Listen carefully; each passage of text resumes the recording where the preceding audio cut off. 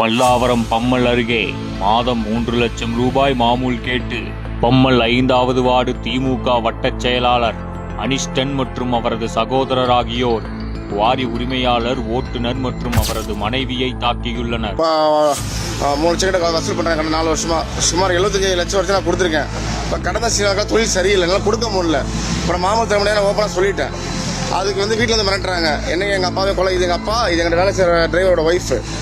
வீட்டில் வந்து கொலை கண்ட்ரோல் பண்ணுறாங்க. ஒரு நாள் நைட்டு வந்து அந்த வீடியோ ஃபுட்டேஜ்லாம் என்கிட்ட இருக்குது. ஃபோனில் அசிங்கமாக திட்டாரு. இன்னைக்கு காலையில் நேற்று வந்து கேட்டாங்க. நான் 100க்கு ஃபோன் பண்ணேன், லொகேஷன் போய் கம்ப்ளைண்ட் பண்ண கம்ப்ளைண்ட் எடுக்கல.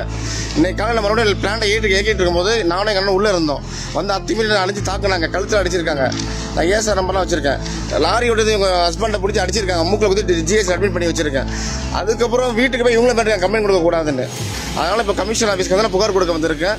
என் புகார் மேலே நான் சட்டப்படி நடவடிக்கை நான் கேட்டுக்கொள்கிறேன். வேறு எதுவும் கிடையாது. மேற்கொண்டு அவங்க என்கிட்ட வந்து கொலை முயற்சி பண்ணி கொலை அடிக்கடி மிரட்டுறாங்க. அண்ணன் தம்பி 2 பேரும் சேர்ந்துட்டு குடும்பத்தோடு வந்து மிரட்டுறாங்க. வீட்டில் எங்கள் அம்மா அப்பாவை எல்லாத்தையும் மிரட்டுறாங்க. எனக்கு வந்து அவங்ககிட்ட தக்க பாதுகாப்பு வேணும், அவ்வளோதான். திமுகவினரின் தொடரும் இந்த அராஜகம் வன்மையாக கண்டிக்கத்தக்கது. கடந்த 4 வருடங்களில் 75 லட்சம் வரை குவாரி உரிமையாளரிடம் இருந்து இந்த திமுக வட்டச் செயலாளர் வசூலித்திருப்பதாக தெரிகிறது.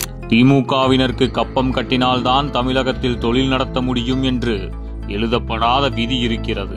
விசாரணை வலயத்தில் இருந்து ஊழல்வாதிகளை காப்பாற்ற மக்கள் வரி பணத்தில் உச்சநீதிமன்றம் வரை செல்லும் முதலமைச்சர் திரு மு.க. ஸ்டாலின் தனது கட்சிக்காரர்களிடம் இருந்து பொதுமக்களை காப்பாற்ற எந்த நடவடிக்கையும் எடுப்பதில்லை. அனைத்து துறைகளிலும் ஊழல், கனிம வளங்கள் கொள்ளை, திமுக குறுநில மன்னர்களின் கட்டாய வசூல், யாருக்குமே பாதுகாப்பில்லாத சட்ட ஒழுங்கு சீர்குலைவு என இருண்ட காலத்தில் தமிழகம் தள்ளப்படுகிறது.